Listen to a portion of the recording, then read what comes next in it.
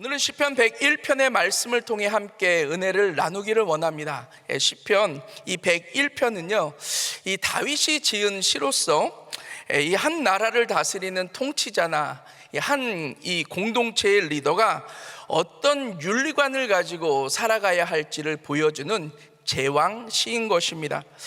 오늘 시편의 배경은 그렇습니다. 인본주의적인 통치를 했던 이 사울의 뒤를 이어 다윗이 왕위에 오르게 됩니다. 그리고 다윗은 이스라엘을 신분주의적인 나라로 세우기 위하여 이러한 새로운 정부 조직과 그 정부 조직을 맡을 이 관리들을 세워야만 했을 것입니다. 그래서 먼저 이 신분주의 국가의 왕으로서 자신이 먼저 어떤 신앙 자세를 가져야 하고, 또한 자신을 도와 하나님의 백성들을 지도할 관리들을 어떤 사람들을 세워야 할지를 고민하게 되었을 것입니다. 그러면서 오늘 본문 말씀을 보면 1절부터 4절까지의 말씀은요, 신정국가의 이 통치자로서 다윗 자신의 삶의 원칙을 밝히고 있고요, 5절로 8절까지의 말씀은 어떤 사람들을 자신을 도와 하나님의 백성들을 지도할 관리들로 세울 것인지에 관한 내용의 말씀인 것입니다. 그러나 오늘 이 본문 말씀을 살펴보면 1절에 이렇게 기록이 되어져 있습니다. 내가 인자와 공의를 찬송하겠나이다. 여호와여, 내가 주께 찬양하리이다. 다윗은 자신이 왕위에 오르면서 먼저 나라를 부강하게 할 것, 또한 군사를 강하게 할 것을 다짐하지 않습니다. 하나님 앞에서 인자와 공의를 찬송하겠다라고 다짐하고 있는 것을 볼 수 있습니다. 여기서 인자와 공의를 찬송하겠다라는 것은 무엇을 의미합니까? 인자라는 것은 변함없는 사랑, 자비, 긍휼을 의미하는 거죠. 그래서 왕으로서의 인자는 백성들의 허물을 덮어주고 또 약자를 돌보는 따뜻한 마음을 의미하는 것입니다. 또한 이 공의라는 것은 공정함, 그리고 올바른 판결을 의미하는 거죠. 그래서 죄를 분별하고 질서를 세우는 차가운 이성을 의미하는 것입니다. 그리고 이러한 인자와 공의는 하나님의 성품, 하나님의 통치 이념이다라는 거죠. 그래서 인자와 공의를 찬송하겠다라는 것은 하나님의 성품을 닮은 왕으로서 백성들을 통치할 것에 대하여 말씀하고 있는 것입니다. 그리고 2절로 4절까지의 말씀은 이 인자와 공의라는 통치 이념을 어떻게 삶의 현장에서 이루어 갈 수 있을지, 그리고 구체적으로 어떻게 실천해 나갈 수 있을지에 대하여 말씀하고 있는데, 제가 이 내용은 한 절 말씀을 통해 자세히 설명해 드리도록 하겠습니다. 그리고 5절 말씀은 신정국가의 이 왕으로서 다윗의 내면을 넘어 이 공동체로 시선을 돌리게 됩니다. 그러면서 리더로서 절대 자신의 곁에 두지 말아야 할 이 태도에 대하여 이 두 가지에 대해서 설명하는데요, 5절 말씀에 보면 그 이웃을 극히 허는 자를 내가 멸할 것이요 눈이 높고 마음이 교만한 자를 내가 용납지 아니하리로다. 여기서 이웃을 극히 허는 자다라는 것은요, 다른 사람은 은근히 헐뜯는 자를 의미하는 것입니다. 그런 사람들은 계속해서 공동체 내에 부정적인 말을 만들고요, 또한 이간질을 하게 됨으로 말미암아 그 모든 공동체의 인원들을 다 나뉘게 되어지고 그 공동체를 파괴하는 암세포와도 같은 존재들인 것입니다. 그래서 그런 사람들을 멸할 것이다 라고 말씀하고 있고요, 또한 다윗은 눈이 높고 마음이 교만한 자를 곁에 두지 않을 것을 말씀합니다. 이 교만이다라는 것은 단순한 성격의 문제가 아니라 하나님을 대적하는 태도인 거예요.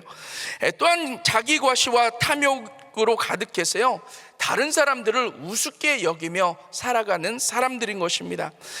그래서 그런 교만한 자들을 자신의 곁에 두거나 핵심 동역자로 세우지 않을 것을 다짐하게 되어지는 것을 볼 수 있습니다. 그러면서 6절로 7절까지의 말씀을 보면 자신이 가까이 곁에 두고 함께 동역할 자들이 어떤 자들인지를 설명하는데요, 6절 말씀에 보면 내 눈이 이 땅에 충성된 자를 살펴 나와 함께 거하게 하리니 완전한 길에 행하는 자가 나를 수종하리로다. 이 충성된 자다라는 것은 믿음직하고 이 변함이 없는 그러한 사람을 의미하는 것입니다. 그래서 능력이 뛰어난 사람들보다 더 이 끝까지 신뢰를 지킬 수 있는 사람을 세워 동역자로 삼을 것을 말하고 있는 것입니다. 또한 완전한 길에 행하는 자다라는 것은 다윗이 자신이 추구하고 있는 이 완전한 길과 같은 방향을 걷는 자, 즉 같은 영성과 같은 가치관을 가진 사람과 동역할 것을 말씀하고 있는 것입니다. 그리고 7절 말씀에 보면 거짓 행하는 자가 내 집안에 거하지 못하며, 이 정직한 자로 하여금 곁에 두어 함께 동역할 것을 말씀하고 있습니다. 그러면서 8절 말씀에 보면 다짐한 결단들을 이 매일 아침 새롭게 하면서 끝까지 유지시켜 나갈 것에 대하여 말씀하고 있는 내용입니다. 저는 오늘 이러한 이 말씀의 내용 가운데 제가 묵상한 한 구절의 말씀은 시편 101편 2절 말씀입니다. 우리 한 목소리로 같이 합독하시도록 하겠습니다. 시작. 내가 완전한 길에 주의하오리니 주께서 언제나 내가 임하시겠나이까. 내가 완전한 마음으로 내 집안에서 행하리이다. 아멘. 이 땅을 살아가는 모든 사람들은 인생이라는 무대 위를 살아가게 됩니다. 그리고 사람들 앞에서 자신의 최고의 모습을 보여주며 살아가기를 원하죠. 그러나 사람들 앞에서의 이 모습은 자신의 진짜 모습이 아닐 때가 많이 있는 것입니다. 그러함에도 불구하고 그것이 자신의 진짜 모습인 양 착각하며 살아가는 사람들이 너무나도 많다라는 거죠. 그래서 영성학자 고든 맥도널드는 자신의 저서를 통하여 아무도 보는 이 없을 때 당신은 누구입니까? 라고 질문을 하고 있습니다. 아무도 보지 않는 곳에서의 모습이 자신의 진짜 모습이다라는 거죠. 우리들의 영성도 마찬가지입니다. 사람들 앞에서 행하는 이 신앙생활은 자신의 진짜 영성이 아니다라는 거죠. 오히려 아무도 없는 곳에서 하나님 앞에서 행하는 이 신앙생활이 자신의 진짜 영성이다라는 것입니다. 다윗은 이 기름 부음을 받고 왕위에 오른 다음에 자신의 진짜 영성을 점검하게 됩니다. 왜냐하면 아무리 자신이 이스라엘의 왕이라 할지라도 하나님이 통치하시는 신정국가의 왕으로서의 영성이 준비가 되어지지 못한다면 어떠한 영향력도 나타낼 수 없음을 알고 있었기 때문입니다. 또한 사울과 마찬가지로 자신의 왕위도 오래가지 못할 것을 알고 있었기 때문이죠. 그래서 2절 말씀에 보면 이렇게 고백합니다. 내가 완전한 길에 주의하오리니. 여기서 완전한 길이다라는 이 단어는요, 원어로 이 데렐 타밈이라는 단어인데요, 이 데렐 타밈이라는 단어는 온전한 길, 또 흠없는 길을 의미합니다. 그런데 이것은 단순한 인간의 도덕적인 완벽함을 의미하는 것이 아닙니다. 이것은 삶의 방향을 말하는 거예요. 그래서 이 완전한 길이다라는 것은요, 오직 하나님을 향해 흔들림 없이 나아가는 삶을 의미하는 것입니다.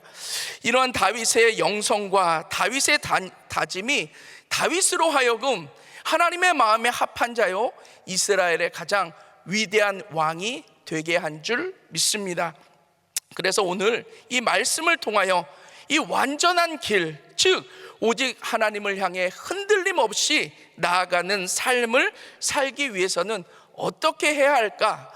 오늘 이 다윗의 다짐이 우리 성도님들의 다짐이 되셔서 하나님께서 끝까지 우리 귀한 성도님들을 존귀하게 또한 쓰시는 그러한 놀라운 역사가 나타나기를 주님의 이름으로 축원합니다.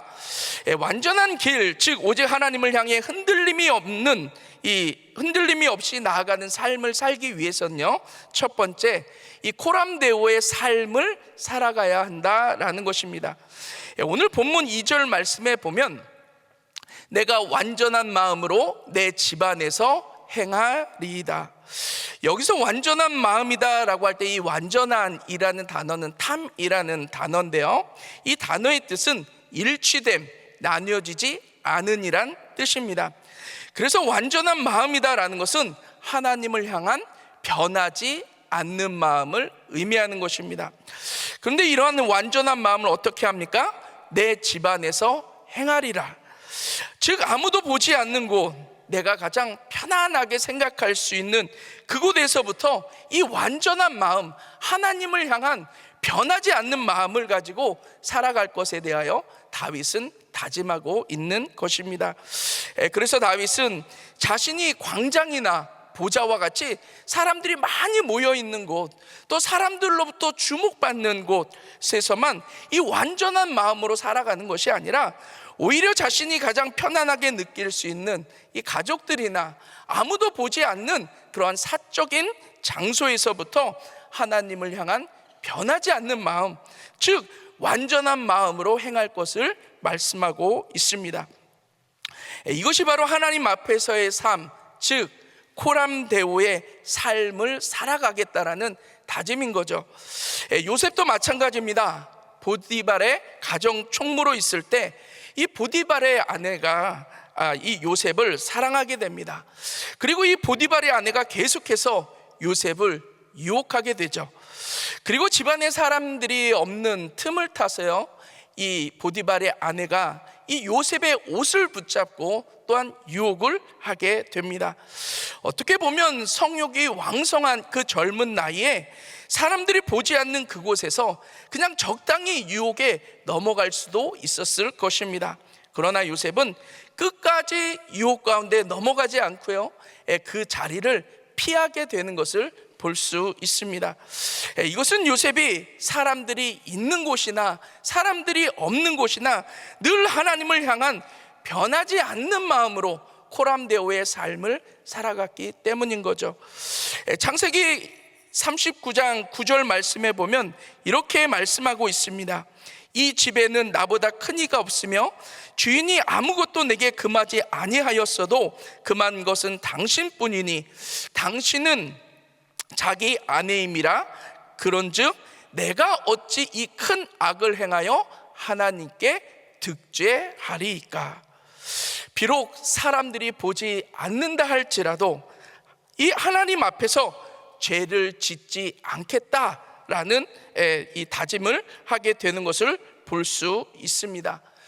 이 한결같이 하나님을 향한 이 변하지 않는 마음으로 이 코람데오의 삶을 살아간 요셉은 어떠한 환경과 문제 가운데서도요, 결코 흔들림 없이 승리하게 되어지고 하나님의 비전을 이루는 사람이 되는 것을 볼 수 있습니다.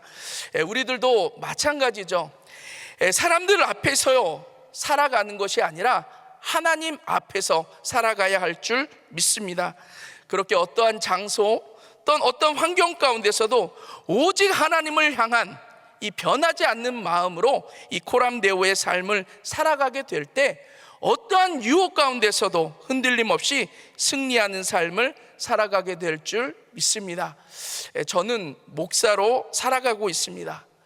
이 목사로서 살아가다가 보니까 늘 성도님들에게 본이 돼야 되고 또 덕스러운 삶을 살아가야 된다라는 부담을 안고 또한 살아가고 있죠. 그래서 새벽부터 저녁까지 이제 사역을 하고 집에 들어가면 긴장도 좀 풀리고 그냥 좀 쉬고 싶다라는 생각이 참 많이 들었던 것 같습니다. 그래서 보통 집에 가면 잠도 부족하고 또 좀 침대에서 쉴 때가 참 많이 있었는데, 근데 아이들이 어렸을 때는 괜찮았어요. 근데 아이들이 크고 나니까 문제가 생깁니다. 어느 날 큰딸이 저에게 묻는 거예요. 아빠는 왜 집에서 성경책 안 읽어? 아마도 저희 장모님하고 저희 사모는 아이들이랑 집에 있는 시간이 많으니까 집에서 성경도 읽고 기도하는 모습들을 많이 봤는데, 저는 저 자체를 많이 보지를 못하고 어쩌다가 보면은 침대에서 누워 있거든요. 그러니까 제가 하나님 말씀도 안 읽는 사람으로 생각을 했던 것 같아요. 그런 딸을 데리고서 이제 이야기를 하는 거예요. 아빠는 새벽부터 저녁까지 또 사역을 하고, 교회에서 아빠가 뭘 하겠니? 아빠가 말씀을 전하는 자인데 늘 말씀을 읽고 묵상해서 말씀을 전하는 사람이야 라고 이렇게 설명을 해주면서 드는 생각이, 그런 생각이 듭니다. 가장 무서운 성도가 집안에 있었구나. 인자도 머리 둘 곳이 없다고 그랬는데 목사도 머리 둘 곳이 없이 살아가는구나 라는 그러한 생각을 했던 것 같습니다. 그러면서 하나님께서 무늬만 목사가 아니라 진짜 목사를 만드시려고 하나님께서 집안에도 파수꾼을 세워주신 것에 대한 큰 부담감이 있었지만 또 이내 하나님께 감사하는 시간을 가졌습니다. 우리는 무늬만 크리스찬으로 살아가서는 안 됩니다. 온전한 크리스찬으로 살아가야 할 줄 믿습니다. 그러기 위해서는 사람 앞에서 살아가는 것이 아니라 하나님 앞에서, 또 하나님을 향한 변하지 않는 마음으로 코람데오의 삶을 살아가야 한다라는 것입니다. 그럴 때 하나님을 향한 흔들림 없는 삶을 통해 승리하는 삶이 되어질 줄 믿습니다. 두 번째는요, 시선의 문지기를 세워야 한다라는 것입니다. 오늘 본문 3절 말씀에 보면 나는 비루한 것을 내 눈 앞에 두지 아니할 것이요. 여기서 비루한 것이다 라는 것은 이 원어로 이 벨리야알이라는 단어인데요, 이 단어의 뜻은 무가치함, 사악함, 파멸이라는 뜻입니다. 그래서 비루한 것이란 단순히 도덕적인 악행만을 이야기하는 것이 아니라요, 하나님과 우리 사이를 멀어지게 만드는 영적으로 무익하고 해로운 모든 것들을 의미하는 것입니다. 또한 내 눈앞에서 두지 아니할 것이요 라는 것은요, 시선의 문지기를 세울 것을 의미하는 것입니다. 그래서 다윗은 시선의 문지기를 세워 영적으로 무익하고 또 해로운 것으로 인한 유혹으로부터 자신을 지켜나갈 것을 다짐하게 되는 것을 볼 수 있습니다. 우리가 무엇을 보며 살아간다라는 것, 그거 참 너무나도 중요합니다. 왜냐하면 눈은 마음으로 들어가는 통로이기 때문이죠. 그리고 마음, 즉 우리가 무엇을 생각하는가는 우리가 어떻게 행동하며 살아가는가를 결정하게 됩니다. 그래서 결론적으로 우리가 무엇을 보며 살아가는가는 우리가 어떠한 선택을 하고 또 어떻게 행동하며 살아가느냐를 결정하게 된다라는 것이죠. 인류 최초의 범죄가 어떻게 시작됩니까? 바로 시선에서 시작이 되어집니다. 하나님께서는 동산의 모든 실과는 먹지만 동산 나무 중앙에 있는 이 실과, 즉 선악을 알게 하는 이 열매는 만지지도 말고 먹지도 말 것에 대하여 명령하시죠. 그러면 아예 쳐다도 보지 않았어야 한다라는 거예요. 그런데 하와가 사단의 유혹을 받아 선악과를 바라보니까 이전과는 다르게 보여지는 거예요.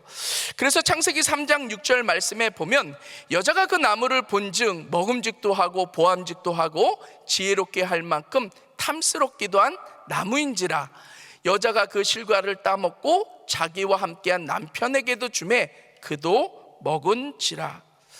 하와가 시선에 문지기를 두지 않고 선악을 알게 하는 나무에 시선을 두게 되었을 때요, 먹음직도 하고 보암직도 하고 지혜롭게 할 만큼 탐스럽기도 한 그 탐욕이 그의 마음에 자리를 잡게 됩니다.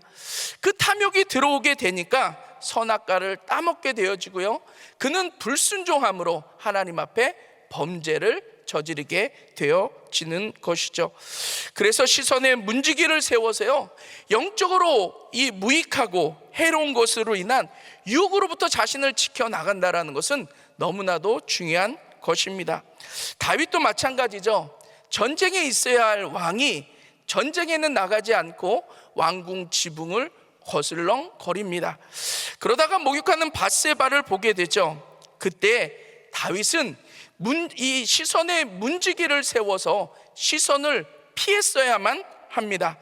그러나 다윗은 결코 시선을 돌리지 않습니다. 그때 다윗 가운데 이 음욕이 들어와 그의 마음에 자리를 잡게 되어지죠. 그리고 결국은 밧세바를 간음하게 되고 그의 남편 우리아를 죽이게 되어지는 이 살인죄를 저지르게 되는 것을 볼 수 있습니다. 이 시선에 이 문지기를 세우겠다고 이 다짐했던 다윗이요, 한순간 이 시선의 문지기를 해제하는 순간 이 돌이킬 수 없는 죄악 가운데 거하게 되는 것을 볼 수 있습니다. 우리들도 마찬가지입니다. 우리들의 마음을 사로잡는 이 영적으로 무가치하고 해로운 것들에 대한 것들이 우리들을 늘 유혹하고 넘어뜨리려 하고 있다라는 것이죠. 이러한 세상 가운데 시선에 문지기를 두지 않고 그냥 눈이 가는 대로 또 마음이 끌리는 대로 살아가다가 보면 어느 순간 하나님으로부터 멀어지게 되어지고요, 하나님과 상관없이 살아갈 수밖에 없다라는 것입니다. 특별히 우리가 이 스마트폰에 이 시선의 문지기를 두는 것이 너무나도 중요합니다. 우리가 유튜브나 SNS에 한번 접속하면요, 1시간, 2시간은 금방 흘러가는 것 같아요. 그만큼 그 안에 있는 이 내용들이 우리들의 마음을 사로잡아 간다라는 것이죠. 물론 유튜브나 SNS를 통해서 하나님의 말씀을 들을 수도 있고 또한 어떤 찬양을 들을 수도 있습니다. 또한 영적으로 많은 유익한 컨텐츠들도 보고 들을 수도 있죠. 그러나 그 외에 수많은 미디어 속에는 오히려 영적으로 무가치하고 해로운 것들이 너무나도 많다라는 거예요. 그러한 것들이 문화라는 옷을 입게 되어지고요, 우리들을 자극하고 유혹하게 됩니다. 그리고 그러한 것에 시선을 두는 순간 이 알고리즘을 통해서 그와 비슷한 자극적인 더 많은 이 미디어들을 접하게 되어지고요, 그렇게 미디어들을 접하게 되어지다가 보면 세상적인 가치관을 가지고 살아가게 되어지고 어느 순간 하나님으로부터 너무 멀리 떨어져 세상 사람들의 모습으로 살아갈 수밖에 없다라는 것입니다. 우리 사랑하는 귀한 성도님들, 시선에 문지기를 세워 살아가실 수 있기를 바랍니다. 그래서 분별력을 가지고 영적으로 무가치하고 해로운 것이 있다면 바로 시선을 돌리시기를 바랍니다. 그리고 하나님과 하나님의 말씀, 그리고 거룩한 곳에 시선을 두시기 바랍니다. 그럴 때 하나님을 향해 흔들림 없이 끝까지 승리하는 복된 삶을 살아가게 되실 줄 믿습니다.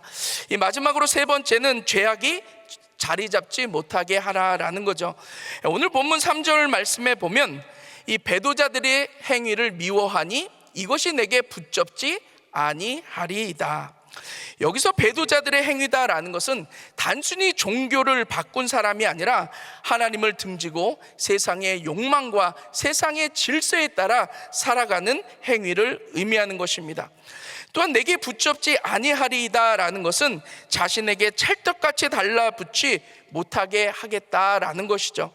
그래서 다윗은 하나님으로부터 반하는 이런 모든 세상의 욕망과 또 질서와 같이 이 죄악된 것들을 이 자신의 삶에 자리 잡지 못하게 할 것을 다짐하고 있는 것입니다.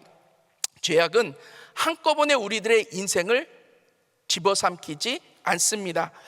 가랑비에 옷이 젖듯이 서서히 우리의 인생에 스며들게 되고요, 어느 순간 우리 인생을 사로잡아 죄악된 인생을 살아가게 하는 것입니다. 그래서 성경은 악은 모양이라도 버릴 것에 대하여 말씀하고 있습니다. 이 정도쯤이면 괜찮지 하는 이 작은 타협이 어느 순간 죄악을 당연시하며 살아가게 만들고요, 그리고 결국은 양심의 화인을 맞은 것처럼 죄가 죄인지 모르고 죄악 가운데 살아가게 되는 것입니다. 이 남유다의 여호사밧 왕은 히스기야와 요시야와 함께 선한 왕으로 불리었던 사람이죠. 그는 종교 개혁을 통해 나라의 모든 이 우상 숭배를 철폐합니다. 그리고 이 여호와의 율법책을 백성들에게 가르치게 함으로 말미암아 나라를 영적으로 바로 세우게 되죠. 그러나 그랬던 여호사밧은 이 정치적인 이익 앞에 타협을 하게 됩니다. 그래서 이 북이스라엘의 악한 왕 이 아합과 정략 결혼을 통해서 이 사돈 관계를 맺게 되죠. 그로 인해서 남유다에 이 북이스라엘의 각종 우상들이 들어오게 되어지고요, 하나님께서 싫어하시는 세상적인 가치관들이 들어오기 시작합니다. 그리고 결국 아달랴라는 비극적인 인물이 태어나게 되고요, 결국은 다윗 왕조가 멸절될 위기 가운데 놓이게 되는 것을 볼 수 있습니다. 작은 죄악이라 할지라도 적당히 타협하며 심기어지게 되어졌을 때 그 작은 죄악은 자라 큰 나무가 되어지고요, 그리고 결국은 감당치 못할 죄의 열매들을 맺게 되는 것입니다.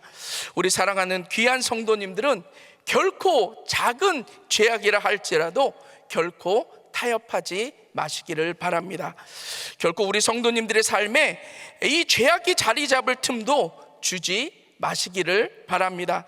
그렇게 그 어떤 죄악이라 할지라도 우리 성도님들의 삶에 자리를 잡지 못하게 할 때 하나님을 향해 흔들림 없이 승리하며 살아가게 될 줄 믿습니다. 오늘 이 완전한 길을 향한 이 다윗의 다짐이 우리 성도님들의 이 자신의 다짐이 되셔서요, 하나님께서 기뻐 쓰실 만한 인격과 영성을 통해 하나님 앞에 날마다 존귀하게 쓰임받게 되시기를 주님의 이름으로 축원합니다. 기도하겠습니다. 사랑과 은혜가 충만하신 하나님 아버지, 감사를 드립니다. 오늘 말씀에 다윗의 다짐이 우리 자신의 다짐이 되게 하여 주시옵소서. 그래서 고람대오의 삶을 살아가게 하시고 또 시선에 문지기를 두어 우리의 삶에 죄악이 자리 잡지 못하도록 주님 은혜를 더하여 주시옵소서. 그러므로 말미암아 하나님께서 기뻐 쓰실 만한 인격과 영성을 가지고 살아가게 인도하여 주시고, 정말 하나님께서 기뻐 쓰시는 자로 우리 사랑하는 귀한 성도님들을 마음껏 하나님께서 친히 사용하시고 마음껏 축복하여 주시옵소서. 주님의 은혜를 감사를 드리며 사랑 많으신 예수님 이름으로 기도드렸사옵나이다. 아멘. 우리 말씀 생각하시면서 찬양합니다.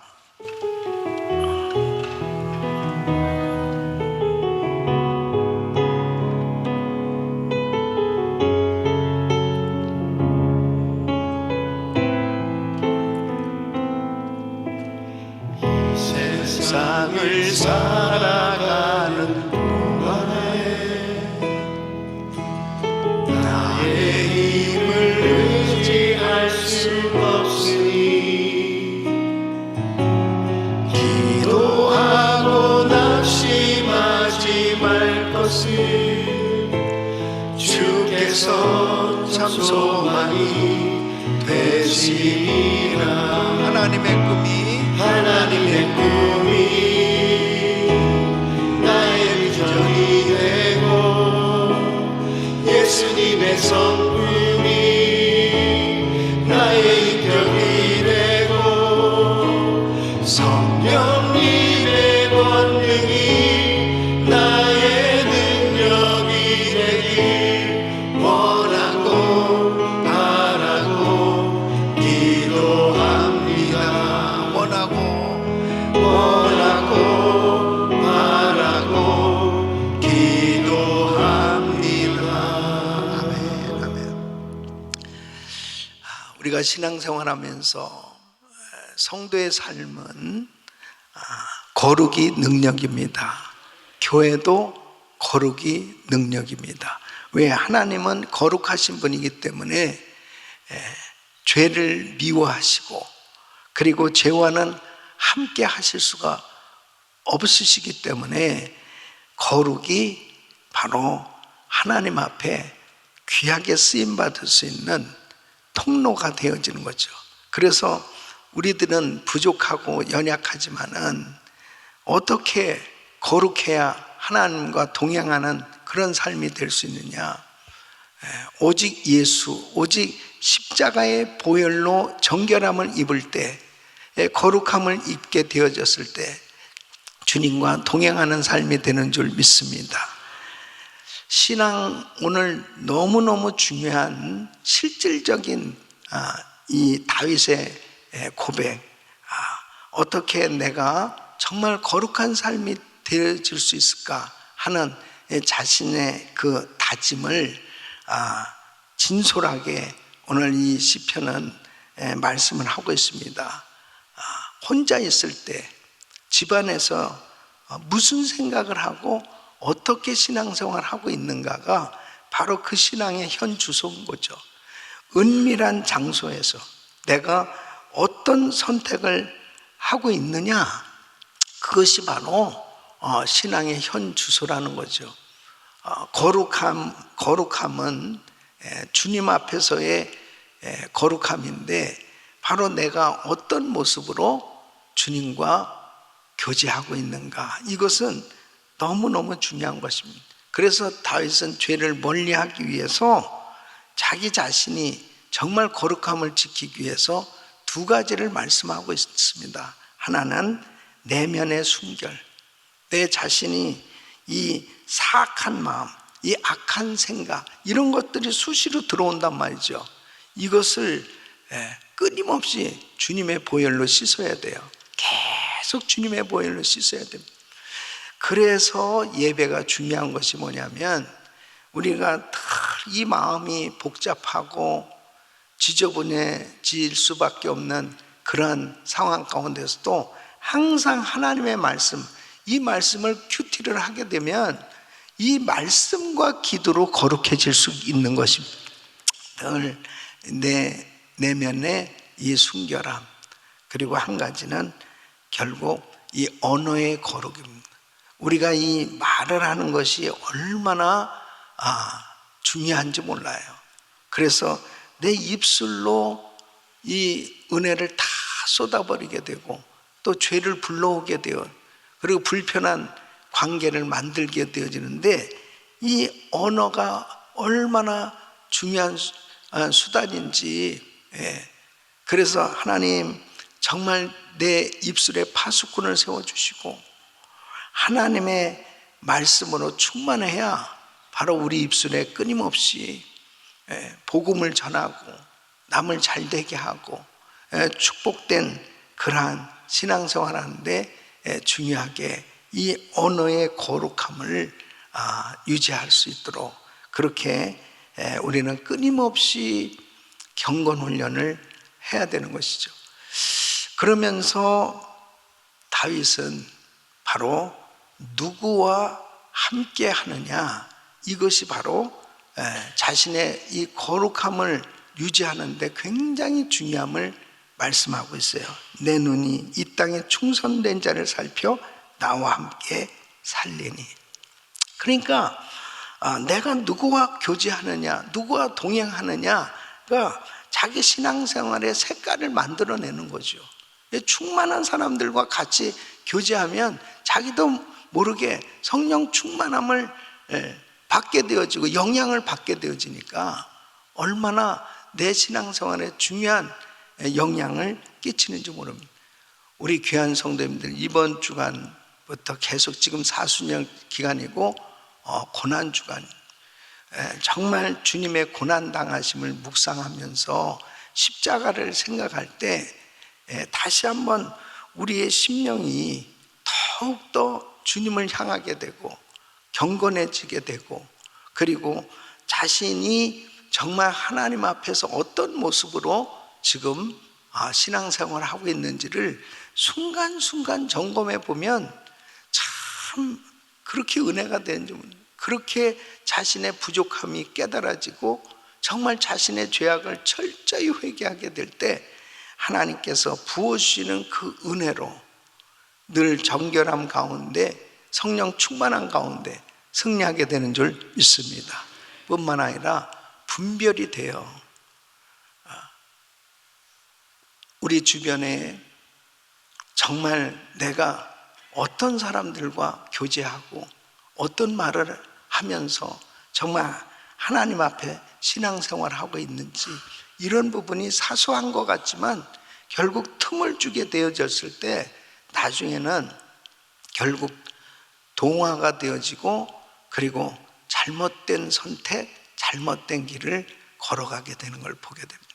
그래서 항상 성령 충만한 가운데 하나님이 기뻐하시는 뜻대로 승리하시기를 예수 이름으로 축원합니다.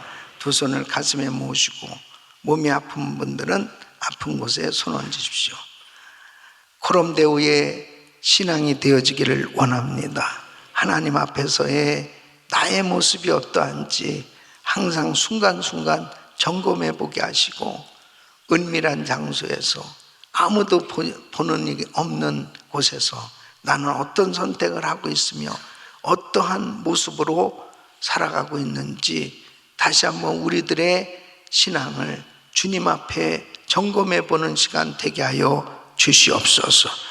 아버지 하나님, 나는 어떤 사람들과 늘 같이 하고 어떠한 삶을 살아가고 있는지, 내 신앙의 색깔은 어떤지 다시 한번 우리들의 신앙을 점검해 보게 하여 주시고, 우리 집에서는 주님 보시기에 부끄러운 일은 없는지 다시 한번 내가 단호하게 해야 될 것들은 무엇인지를 분별하면서 진솔하게 하나님 앞에 다 쏟아내놓는 시간이 되게 하여 주시옵소서. 아버지 하나님, 주님의 보혈로 우리들의 지저분한 심령을 다 정결케 하여 주시옵시고 깨끗게 하여 주셔서 아버지 하나님 보시기에 합당치 않은 잘못된 것들을 다 예수 이름으로 회개하게 하여 주시옵시고, 아버지 하나님 앞에 진솔하게 잘못된 습관들을 다 끊어버리게 하여 주시고, 철두철미하게 주님 앞에서의 신앙생활이 되어질 수 있도록 은혜를 부어 주시옵소서. 예수 그리스도 이름으로 명하노니 모든 암세포는 없어질지어다. 모든 불치병 깨끗함 받을지어다. 모든 질병은 깨끗함 받을지어다. 역사하여 주시옵소서. 어두운 세력은 떠나갈지어다. 공황장애, 우울증, 불면증 떠나갈지어다. 주여 만져 주시옵소서. 아버지 하나님, 주님, 오직 예수, 오직 십자가, 아버지 하나님은 주님의 은혜가 아니면 우리가 아무것도 할 수 없음을 고백하오니, 이번 고난주간을 통해서 다시 한번 십자가에서 이루신 그 놀라운 주님의 구원의 은혜를 경험하며 모든 것이 회복되어질 수 있도록 축복하여 주시옵소서.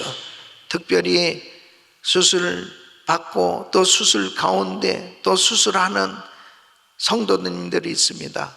이 시간 주의 피문은 손을 안수하여 주시고 깨끗게 하여 주시옵소서. 치유하여 주시옵소서. 회복시켜 주시옵소서. 마음껏 주의를 할 수 있도록 은혜를 부어 주시옵소서.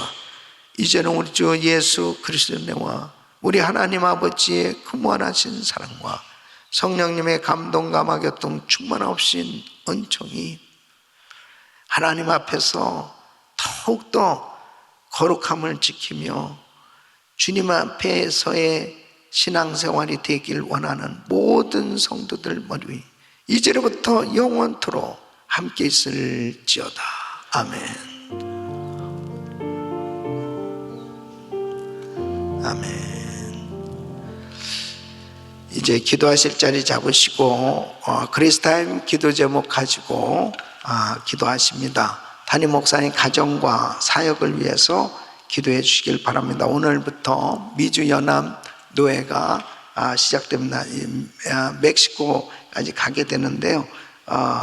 이 사역가는 제가 또 총회장으로 노회장으로 또 섬겨야 됩니다. 그래서 저를 위해서 기도해 주시고 이번에 참여하는 모든 노회원들이 은혜 많이 받고 또 회복돼서 귀한 사역 잘 감당할 수 있도록 위해서 기도해 주시길 바랍니다. 부서는 개척 선교 지원국 박혜숙 전사님, 또 전재호 집사님, 또 부원들 위해서 기도해 주시고, 또 한 분의 선교사님은 한국에서 사역하신 우리 고은희 선교사님 위해서 기도해 주시길 바랍니다. 지금 전쟁 가운데 있습니다. 이 이란과의 전쟁 이제 속히 해결될 수 있도록, 또 우크라이나 러시아의 전쟁도 속히 종전되어지고 모든 것들이 회복될 수 있도록 위해서 기도하시고, 또 주변 어려운 지역에 사역하신 우리 선교사님들 안전하게 보호해 주시고, 또 단기 선교팀들 위해서 기도해 주시길 바랍니다. 이번 주간에 특별히 그레이스 프리덤 위해서 기도해 주시고, 또 주일 종려 주일 성찬식 고난주간 새벽봉에 기도하시면서 이번 모든 사역 가운데 큰 은혜가 임할 수 있도록 우리 주여 부르짖고 기도합니다. 주여 주여 주여.